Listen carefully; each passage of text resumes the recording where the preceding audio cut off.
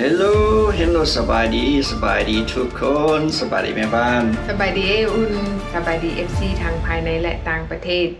สบายดีปีใหม่เบิดทุกคนเด้อพี่น้องมื้อนี้ก็เป็นมื้อเริ่มต้นใหม่ของการไปเฮ็ดเวียกหลายๆคนก็สิกลับไปเฮ็ดเวียกแล้วมื้อนี้ก็เป็นวันที่2เดือน1ปี2026แม่นหลายๆคนก็กลับไปเฮ็ดเวียกแต่หลายๆคนก็พักยาวเนาะจนฮอดมื้อวันจันทร์จึงกลับไปเริ่มใหม่แต่ว่าแม่บ้านก็หักว่าเลิกเวียกเนาะพี่น้องเดี๋ยวก่อนอื่นเฮาก็ขอบใจสำหรับTFC เฮาเนาะเพิ่นที่มาทักทายจากรัฐจากต่างจากเมืองกันนะที่เฮาไปวัดไปใส่บาตรเพิ่นก็มาทักทายเฮาแล้วเฮาก็ขอบใจนำเพิ่นเนาะเพิ่นก็ว่าเพิ่นบอกเพิ่นติดตามเฮาตลอดเนาะอันนี้แม่นขออวยไซให้พรเนาะขอให้ FC หลายๆคนสุขภาพแข็งแรงหายเจ็บหายจนหายจากพยาธิโรคาตลอดปีและก็ตลอดไปเด้อเนาะขอให้มีโอเวอร์ไทม์หลายๆมีเวียกหลายๆประสบผลสำเร็จในหน้าที่การงานถ้าหากว่าผู้ใดมีตำแหน่งก็ขอให้ได้เลื่อนตำแหน่งผู้ใดได้เงินสมงก็ขอให้เงินสมงนั้นเลื่อนขึ้นเนาะพี่น้องเนาะขึ้นแน่ปีนี้ขอให้สุขภาพแข็งแรงเนาะพี่น้องเนาะเพราะว่าเพิ่นก็มีข่าวออกมาเกี่ยวกับขึ้นเงินมินิมัมคือกันแต่ว่ามื้อนี้เฮาบ่ได้เว้าสำหรับเกี่ยวกับเงินมินิมัมแต่ให้แม่บ้านมาเว้าเกี่ยวกับกฎหมายเนาะกฎหมายสำหรับบัตรเขียวแม่นเนาะพี่น้องก่อนอื่นก็ขออวยไสให้พรเบิดทุกคนเนาะจงสำเร็จผลทุกสิ่งทุกอย่างที่ใจปรารถนาเนาะพี่น้องเนาะสาธุนำกันเด้อขอให้กินบ่ให้บกจกบ่ให้ลงเนาะพี่น้องเนาะทานไปแล้วให้เงินเข้าไหลมาเต็มถงเนาะพี่น้องโชคมานปีใหม่ร่ำรวยเนาะสาธุเนาะพี่น้องเนาะขอบใจ FC เบิดทุกคนที่ติดตามช่องอุนนีเท็กซัสนำเด้อเนาะพี่น้องเนาะก็ให้กำลังใจกันไปเรื่อยๆเนาะพี่น้องเนาะแม่นขอบใจเด้อขอบใจทุกคน อย่าลืมกดไลค์กดแชร์กดคอมเมนต์เพื่อว่าให้คนอื่นได้เบิ่งเพราะว่าจะสุกอยู่คลิปนี้ส่งให้คนเบิ่งหลายๆคนแม่นเนาะพี่น้องคลิปนี้ถือว่าเป็นคลิปที่มีประโยชน์สำหรับหลายๆคนที่ถือบัตรเขียวในตอนนี้เพราะว่าปัจจุบันนี้กฎหมายได้ออกมาใหม่สำหรับผู้ที่ถือบัตรเขียวโดยเฉพาะแล้วกฎหมายใหม่นี้ได้ออกนำใช้แล้วในวันที่1เดือน1ของปี2026นั่นเองแต่ว่าก่อนอื่นเบิดเฮาต้องไปฟังผู้ที่เพิ่นมาอธิบายเรื่องราวแล้วก็มาแชร์ให้ทุกคนได้เรียนรู้แบบละเอียดทุกคนต้องตั้งใจฟังแบบละเอียดเนาะพี่น้องเนาะและก่อนอื่นเฮาก็ต้องขอบใจนำเจ้าของคลิปก็คือพ่อตู้จิมมี่นั่นเองที่เพิ่นไปค้นคว้าซอกหาข้อมูลมาเล่าให้พวกเฮาได้เรียนรู้ไปนํกันเนาะพี่น้องไปฟังคลิปนี้เนาะสบายดีพ่อแม่พี่น้องและหมู่คู่ที่รักแพงมื้อนี้พ่อตู้จิมมี่มีสิ่งสำคัญหลายสิมาแจ้งมาแบ่งปันเกี่ยวกับเรื่องคนที่ว่าถือบัตรเขียวหรือว่าผู้ที่รอท่าสิเอาบัตรเขียวหรือว่าผู้กำลังสิยื่นเอาบัตรเขียวพ่อแม่พี่น้องเพราะว่าระยะนี้สภาของอเมริกาเพิ่งจะหากว่าผ่านที่ว่ากฎใหม่ใน10ข้อเกี่ยวกับคนหมดถือบัตรเขียวนี่แหละหรือว่าจะสิได้บัตรเขียวฟังคักๆพ่อแม่พี่น้องถ้าบ่มั่นใจเบิ่งคืนอีกวิดีโอคลิปตัวนี้พ่อแม่พี่น้องแล้ว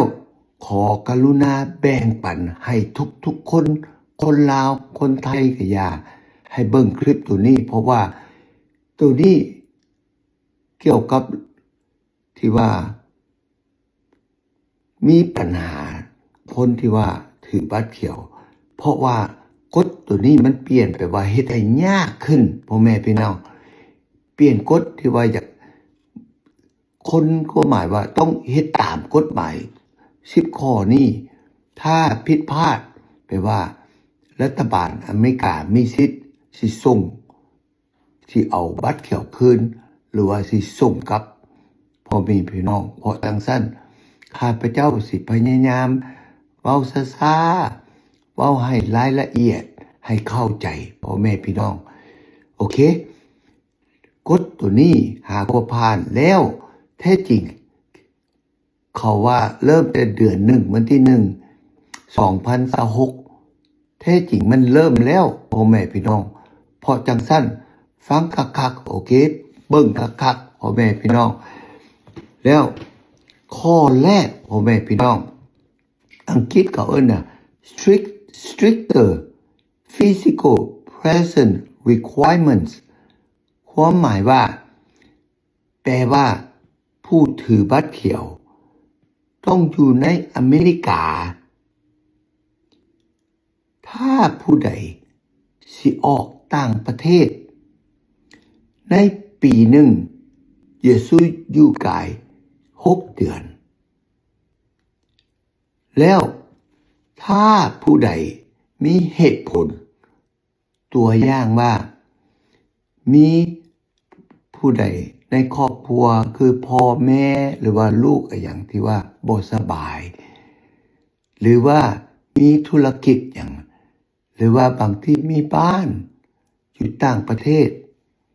และต้องอยู่กาย6 เดือนบอกแต่ว่าบ่ให้กายปีหนึ่งเด็ดขาดพ่อแม่พี่น้องนอกจากว่าต้องไฟล์ฟอร์มเขาเอิ้นว่าอันน่ะ re-entry permit พ่อแม่พี่น้องก่อนสิออกประเทศถ้าออกไปแล้วบางที่ต้องไปต่ออยู่สถานทูตอเมริกาอยู่ประเทศท่านสิไปชื่อเมียพ่อแม่พี่น้องโอเคอันนั้นเป็นตัวแรกตัวที่2แปลว่า mandatory biometric ความหมายว่าไปแปะนิ้วโป้งไปถ่ายรูปไปเซ็นลายเซ็นโอเคพ่อแม่พี่น้องแต่กี้เขานัดไปแปะนิ้วโป้งตามปกติแม่นตอนไปต่อบัตรเขียวตัว10 ปีแต่ว่ากฎมันเดี๋ยวนี้มันเปลี่ยนเป็น5 ปีทุกๆ5 ปีพ่อแม่พี่น้องต้องไปแปะนิ้วโป้ง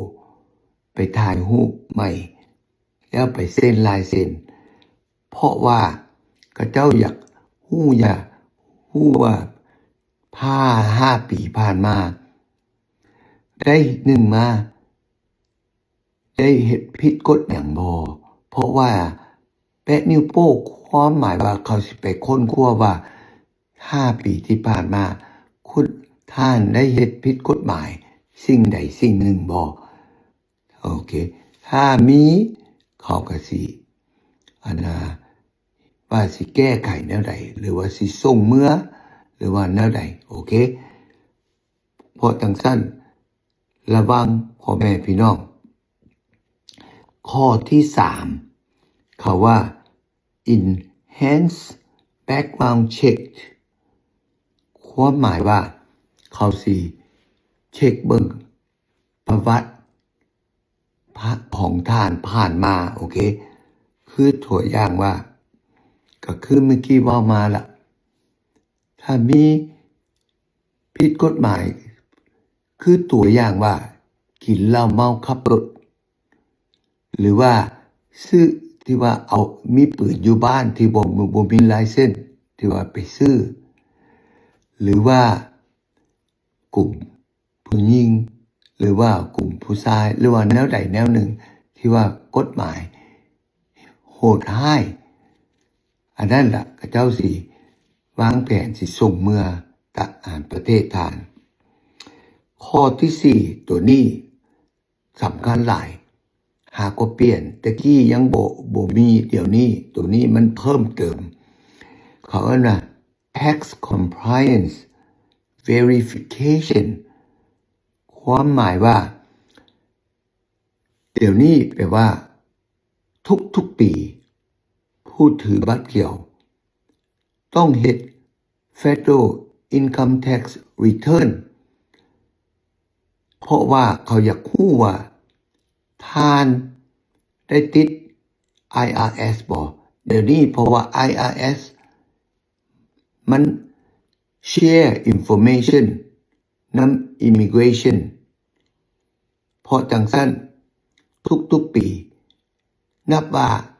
บ่มีหลายเข้าก็ยาพ่อแม่พี่น้องฟังคักๆบ่มีหลายเข้าก็ยาหรือว่ามีหลายเข้าน้อยก็ยาต้องเฮ็ด tax return ของรัฐบาลกลางโอเคแล้วเก็บเบี้ยนสุดหนึ่งแต่ละปีเฉพาะคนที่ว่าสิไปเอาสัญชาติอเมริกาเดี๋ยวนี้เขาต้องการเบิ่งว่า5 ปีผ่านมาท่านได้ file income tax บ่ได้เฮ็ด income tax บ่ว่าได้ติด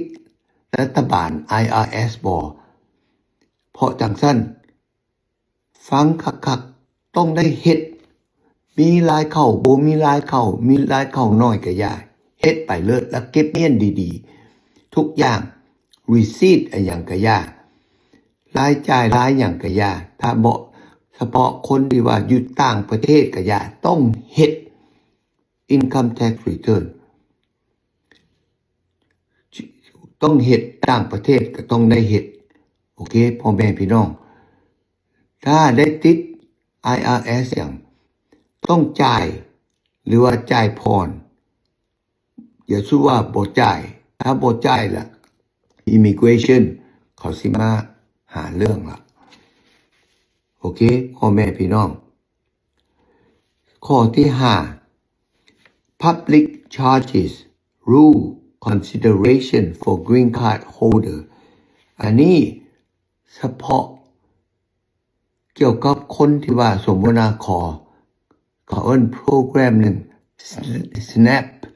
คล้ายๆว่า Food Stamp โอเคหรือว่าของเงินสดอย่างกะยาของรัฐบาลอเมริกาตัวนี้เดี๋ยวนี้ก็เจ้าเข้มขัดขึ้นหลายเขาอยากรู้ว่าท่านได้ตั๋วบ่ไปของเงินรัฐบาลแต่ว่าต้องเก็บเอกสารเพียงพอตัวอย่างว่าท่านถูก lay off เนาะจากเวียกการเนาะจากโรงงานหรือว่าท่านเจ็บป่วยบ่สามารถเฮ็ดเวียกโอเคเอกสารอย่างต้องเก็บเงินนำกันแล้วตอนอย่าสู้ตัวรัฐบาลพ่อแม่พี่น้องต้องความสัตย์ซื่อถ้าขาดเขินแท้ๆถ้ามีปัญหาไปขอได้แต่ว่าต้องเก็บเอกสารเมียนดีๆถ้าหมวด immigration ถามมาเฮามีเอกสารยั่งยืนแล้วปัญหาก็สิบ่มีพ่อแม่พี่น้อง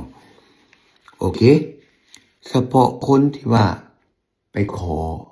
ไปยื่นเอาสัญชาติอเมริกาเขาต้องถามโอเคเขาต้องถามเพราะจังซั่นต้องถือเอกสารนี้ไปน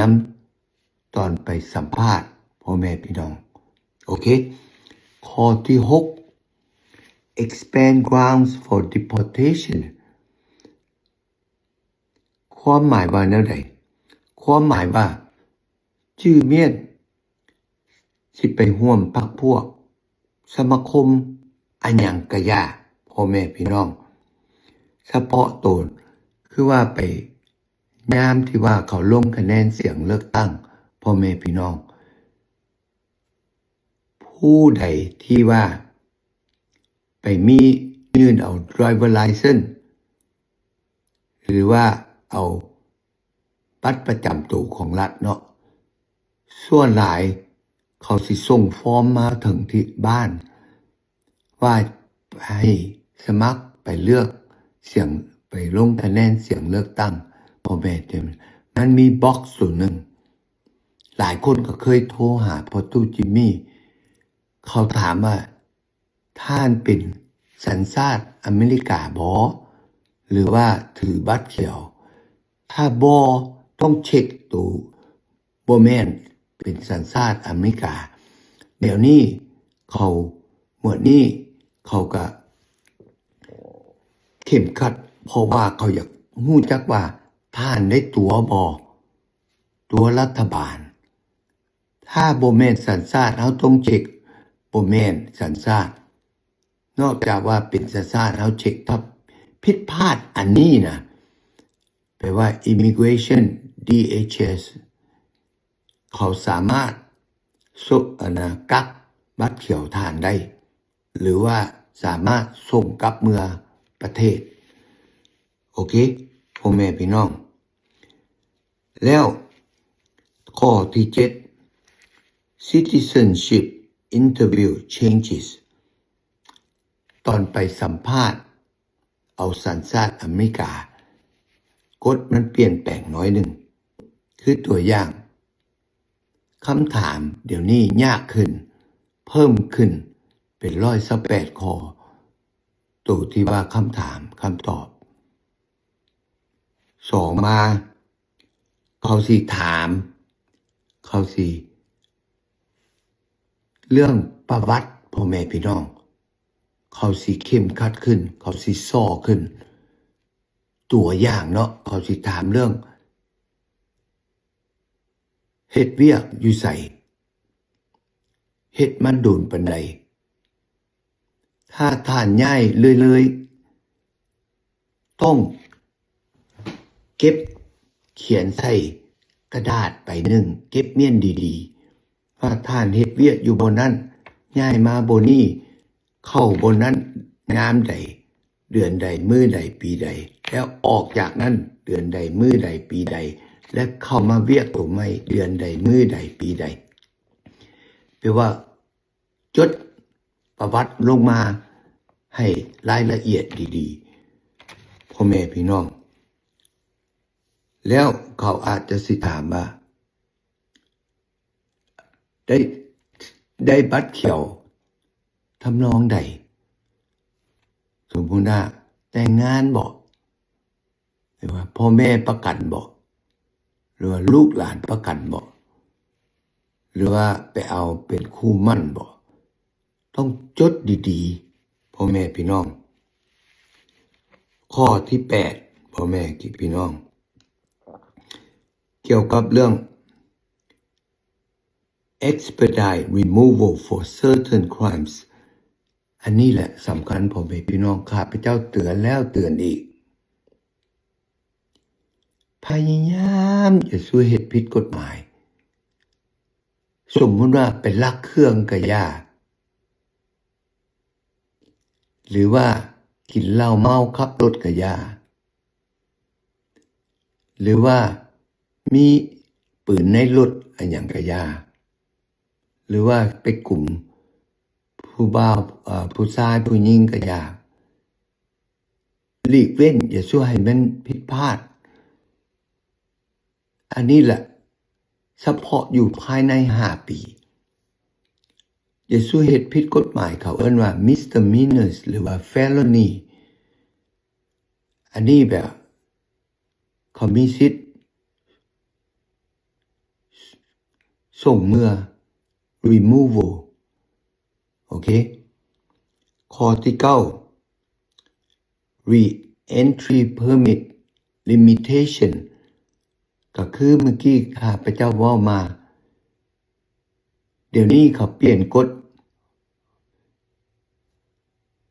แปลว่าในปีหนึ่งแต่ละปีถ้าเขาอยากรู้จักว่าท่านยังอยากอยู่อเมริกาบ่ผู้ที่ถือบัตรเขียวถ้าอยากอยู่ปีหนึ่งไปต่างประเทศเป็นไปได้จะสู้กาย6 เดือนถ้าความจำเป็นแท้ๆจะกาย6 เดือนแต่ว่าต้องยืนเอาเขาเรียกว่า re-entry permit ก่อนหรือว่าก่อนสิออกประเทศหรือว่าใกล้สิ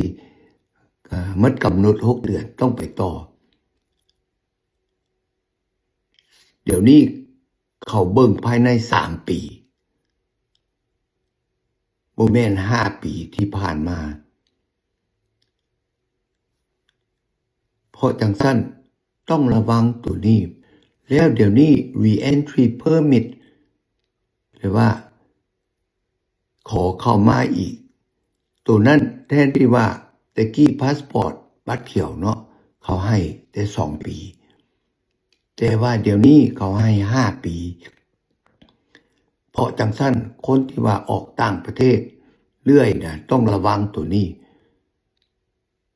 แปลว่า5 ปีบ่ให้กาย913 มื้อถ้ากายแล้วเดี๋ยวนี้กฎมันเข้มขัดขึ้นมันมีสิทธิ์ยึดบัตรเขียวคืนส่งเมื่อ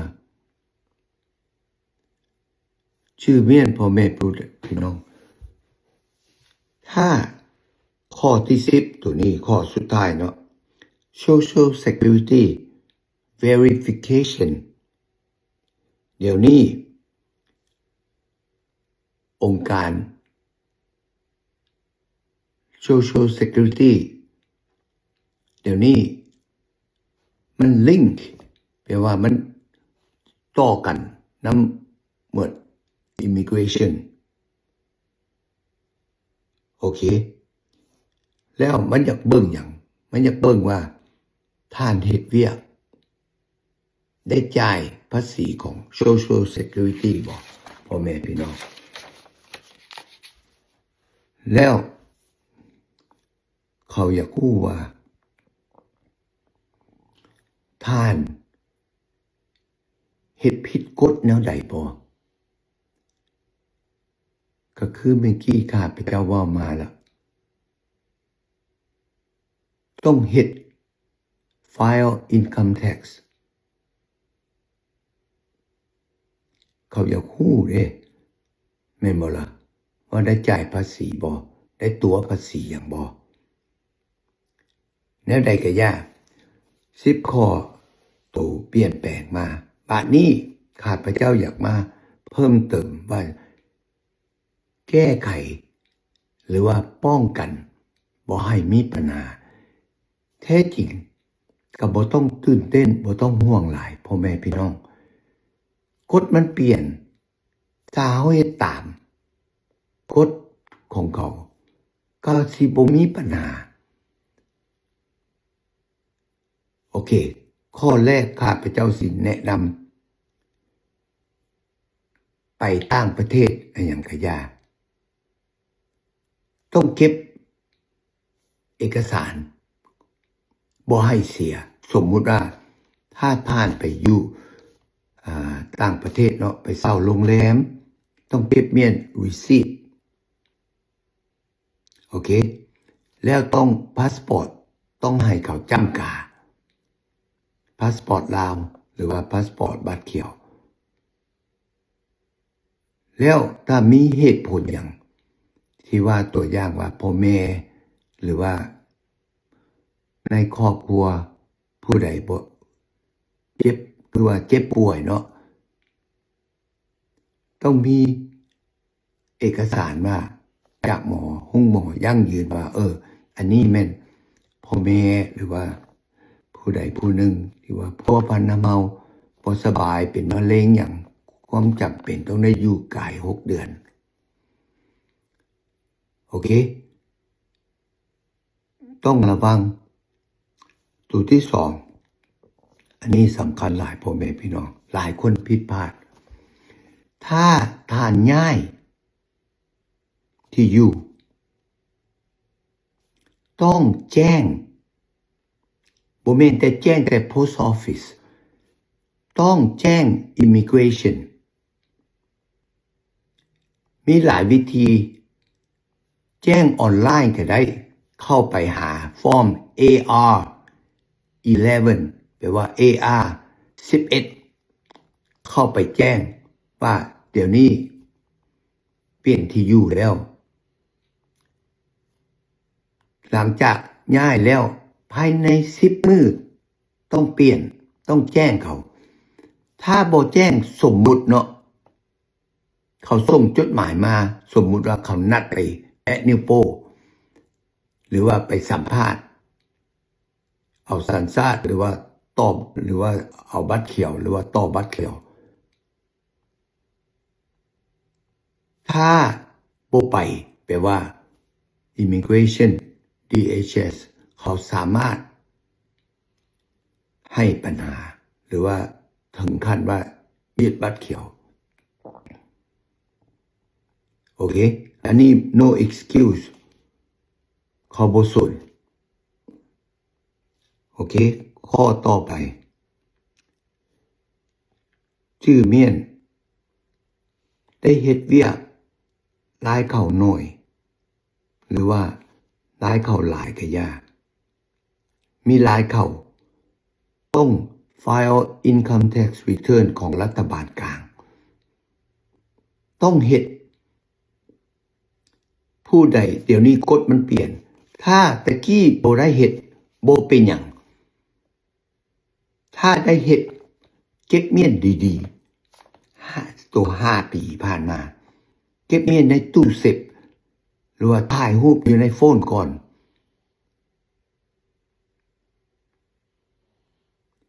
อันนี้กฎตัวนี้ตอนไปเอาสัมภาษณ์เอาสัญชาติอเมริกาต้องถือไปนำ 1,000% แล้วเดี๋ยวนี้กฎตัวนี้มัน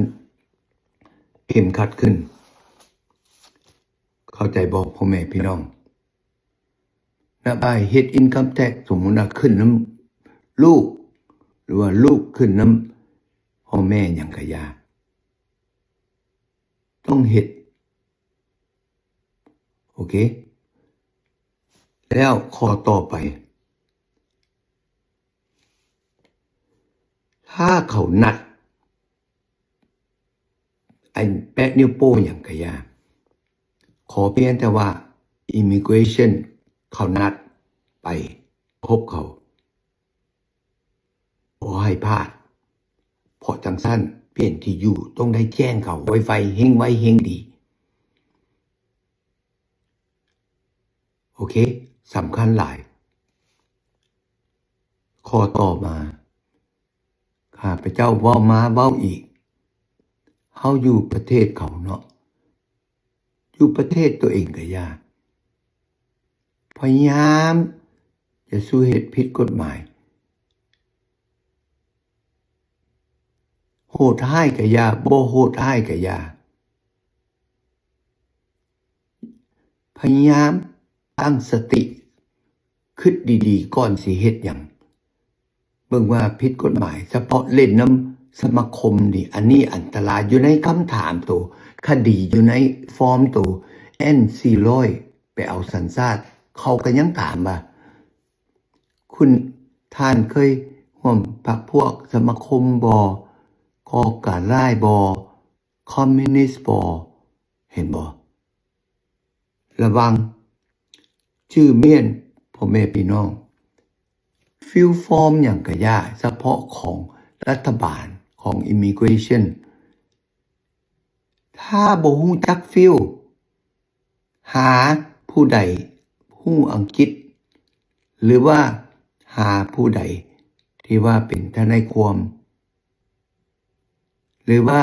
มีคำถามโทรหาพ่อตู้จิมมี่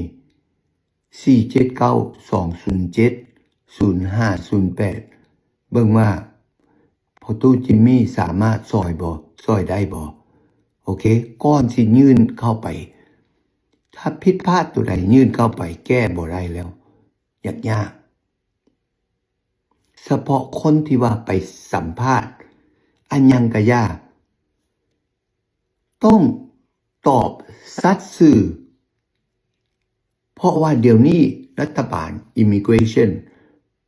เดี๋ยวนี้มันเว็บไซต์มันลิงก์ตัว IRS ตัว Social Security ตัวปลดตำรวจศาลอะไรอย่างมันเดี๋ยวนี้มันฮู้จักหมดเดี๋ยวสุดคิดว่าเขาสิบ่ฮู้นำมาคดีตั้งแต่เข้ามาอเมริกาก็ยาเด้อ 4-50 ปีก็ยาพ่อแม่พี่น้องต้อง ฟิลฟอร์มต้องฟิลซัดสื่อตอนไปสัมภาษณ์ต้องตอบซัดสื่อถ้าบังเอิญผิดพลาด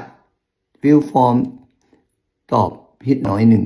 ตอนไปสัมภาษณ์เขาต้องบอกเขาว่าเขาเฮ็ดผิดแต่ว่าเพราะว่าอย่างก่อนสัมภาษณ์จื่อบ่เขาต้องให้เขายืนยกมือขอสาบานว่าทุกสิ่งทุกอย่างมื้อนี้สาบานว่าต้องเว้าถูกต้องหมด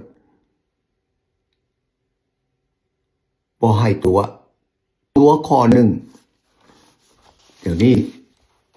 เขาบ่ให้ผ่านเขามีสิทธิ์ยึดบัตรเขียวคืนเข้าใจบ่ถ้าผิดพลาดแล้วไหนตื่นเต้นย่านห่วงเสียเงินน้อยหนึ่งไปหา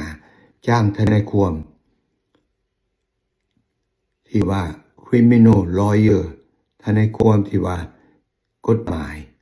หรือว่าทนายความ immigration ดีกว่าที่ว่าถ้าไปแก้บ่ได้เขาส่งเมื่อ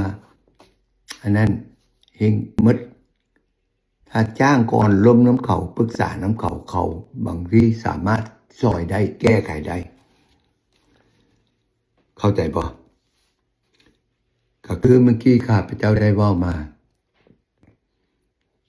ถ้าความจำเป็นแท้ๆของเงินรัฐบาล SNAP ฟุตสแตมป์หมดนี่ต้องเก็บเอกสารเมียนบังเอิญเขาสืบถามมาเฮามีเอกสารยั่งยืนไปก็บ่มีปัญหาดอกต่อมาพยายาม maintain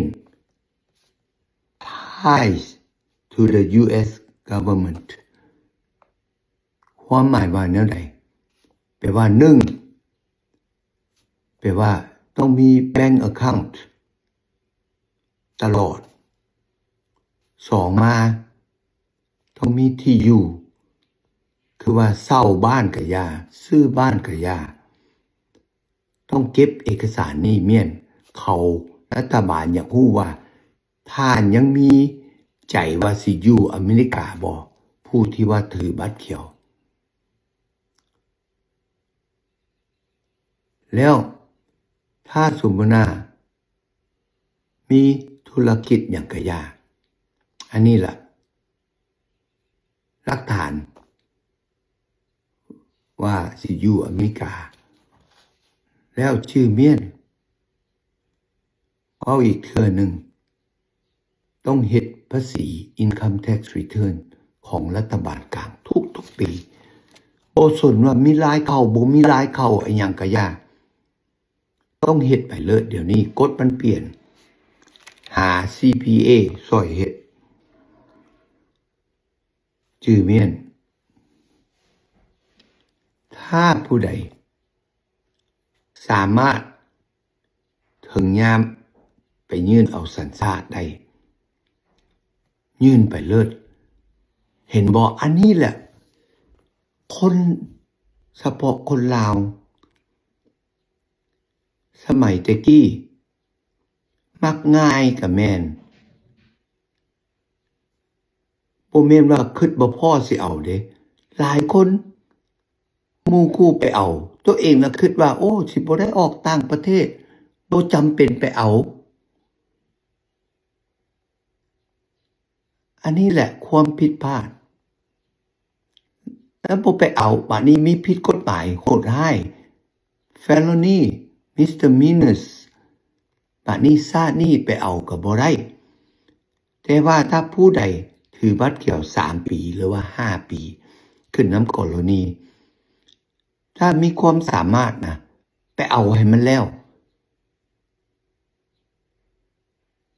เดี๋ยวนี้ท่านก็มีสิทธิ์เต็ม 100% ที่ว่าอยู่อเมริกาหรือไปเที่ยวหรือว่าไปต่างประเทศอยากอยู่โดนปานใดรัฐบาลอเมริกาบ่ immigration เขาบ่มีสิทธิ์ต้องท่านแล้วนับว่าเฮ็ดผิดกฎหมาย นอกจากว่ากฎหมายที่ว่าร่วมพรรคพวกก่อการร้ายหรือว่าคอมมิวนิสต์อะไรอย่างนั้นนะอันนั้นแหละเขาบางที่มีสิทธิ์ที่ว่าส่งไปประเทศอื่นได้ถ้าบ่ซั่นนี่บ่ยากหมวด10ข้อผ่านมาน่ะบ่พัวพันบ่ต้องไปห่วงเรื่องกฎหมายเมื่อกี้ที่ว่าหากว่าเปลี่ยนนะตัว10ข้อนั้นบ่ต้องห่วงถ้าท่านเป็นสัญชาติอเมริกาแล้วพ่อแม่พี่น้องโอเคผู้ใดคำถามยินดีโทรมาข้อสุดท้ายข้าพเจ้าอยากเตือนยามใดกฎเปลี่ยนไปเปลี่ยนกฎอย่างหมายเปลี่ยนแปลงเกี่ยวกับเรื่อง immigration ระวังพวกสแกมเมอร์เขาสวยโอกาสโอเคสวยโอกาส